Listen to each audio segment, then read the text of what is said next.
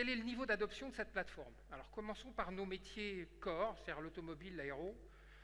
Déjà dans l'auto et l'aéro, vous voyez qu'il y a un certain nombre de gros players dans ces domaines qui ont adopté la 3D Experience et qui sont en déploiement, qui sont en production avec ces solutions déjà. C'est vrai sur les gros EOM, sur les gros donneurs d'ordre, c'est vrai aussi sur les nouveaux.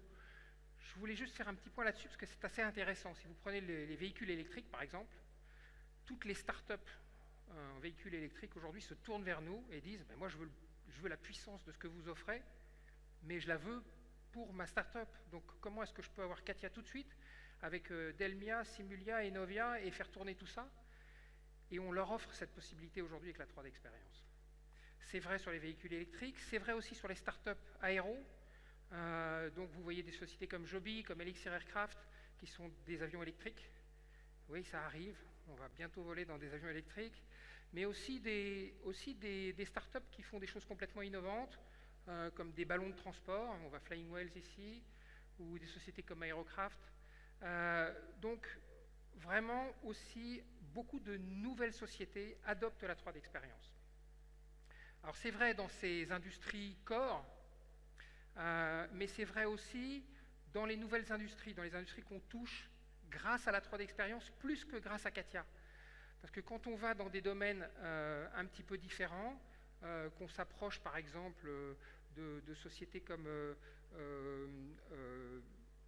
par exemple les biens de consommation, une partie des biens de consommation, les ressources naturelles, des domaines où la conception est importante, mais c'est peut-être 20-30% du métier.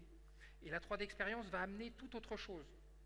Le centre de gravité va être différent, mais la 3D Experience va amener beaucoup de choses dans d'autres sociétés. Donc on touche d'autres clients aussi avec la 3D Experience. Donc aujourd'hui, ça veut dire une plateforme connectée digitalement, basée sur une approche produit, modèle.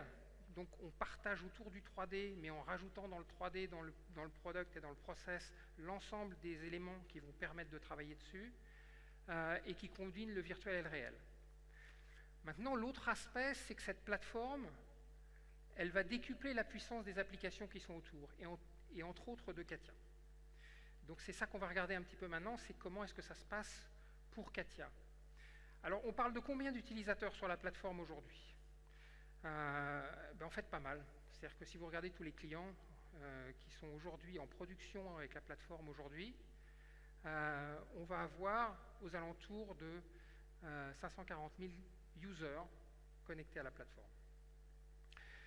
Malheureusement, ils ne sont pas tous encore en Katia V6, ils ne sont pas tous en Katia 3D Experience. Pourquoi? Parce que, comme on l'a vu, il y a des clients dans l'aérospace, dans l'automobile, l'aéronautique, par exemple, un projet, c'est 30 ans, 40 ans, 50 ans, 60 ans. Quand j'ai commencé à travailler, j'étais détaché chez Boeing dans les années 90, j'ai travaillé sur des avions qui volent toujours et qui vont encore voler pendant un sacré moment. Donc on ne va pas les changer de plateforme du jour au lendemain, ça prend du temps. Donc l'adoption de Katia se fait potentiellement plus lentement que l'adoption de la plateforme. Et donc, mon objectif, c'est que vous êtes sans doute dans ce cas-là, vous êtes sans doute dans des sociétés, certains d'entre vous, qui utilisent Katia V5 tous les jours, qui sont sous-traitants ou pas de sociétés, qui ont un certain nombre de projets dans Katia V5, et vous vous demandez, est-ce que c'est le bon moment de passer sur Katia 3D Experience? Qu'est-ce que je vais y gagner, moi? Et donc, mon objectif, c'est de faire que quand vous allez revenir voir vos boss dans les jours qui viennent, vous leur dites, je pense que ça aurait vraiment le coup qu'on le fasse, quoi.